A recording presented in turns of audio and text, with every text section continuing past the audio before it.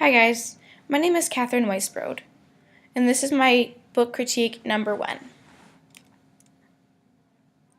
The text that I would like to highlight for this first set is Showay by Jacqueline Woodson, illustrated by Hudson Talbot, and winner of the Newbery Medal. Showay is a story about ancestry.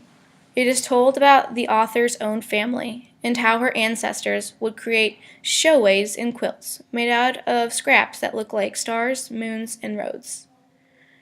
These showays would help the slaves escape and lead them on the trail to freedom.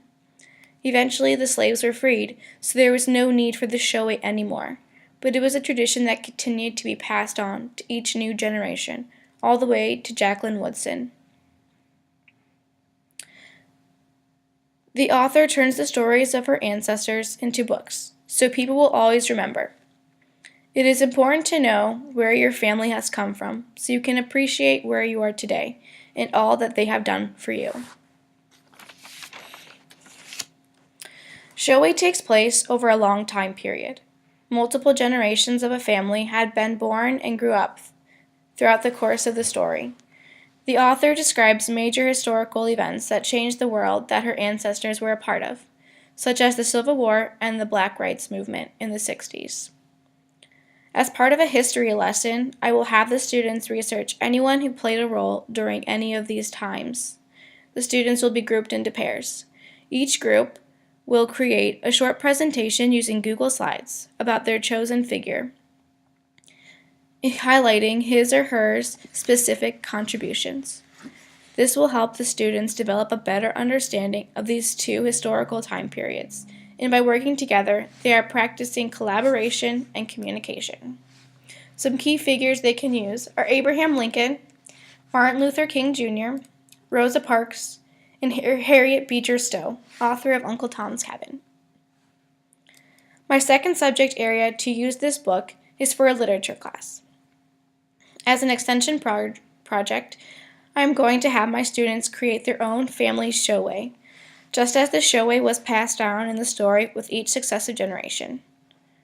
First, the children will need to interview 4 extended family members, particularly grandparents and great-grandparents. I will give them each a questionnaire with 2 questions to ask each person.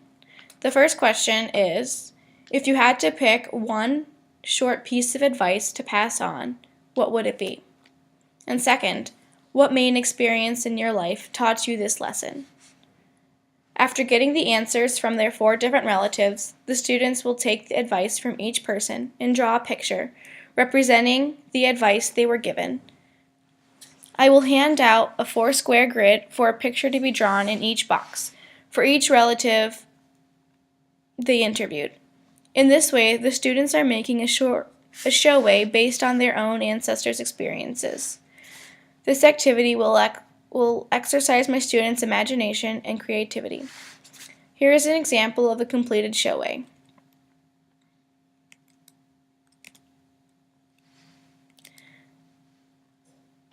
Both of these lessons are for history and literature are designed for a 3rd and 4th grade class.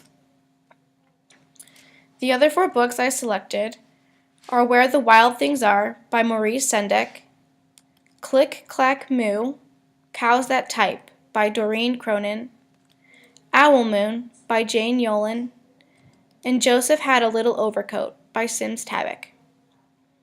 I thoroughly enjoyed reading all of these books. Where the Wild Things Are has always been one of my favorite books while growing up. Its detailed and colorful pictures provide an interesting and intriguing visual of Max's adventures. The story follows Max across the seas into new lands where the wild things live. It is all based on his imagination, which young children will relate to and enjoy. Joseph Had a Little Overcoat by Sims Tabak, and winner of the Caldecott Award, is a great book for kindergartners and 1st graders. Each new page keeps the readers guessing what Joseph will turn his overcoat into next, with funny and colorful pictures on every page. Young children will love this book and learn that you can always make something out of nothing. That's all for my first set. I hope you enjoyed it. Until next time.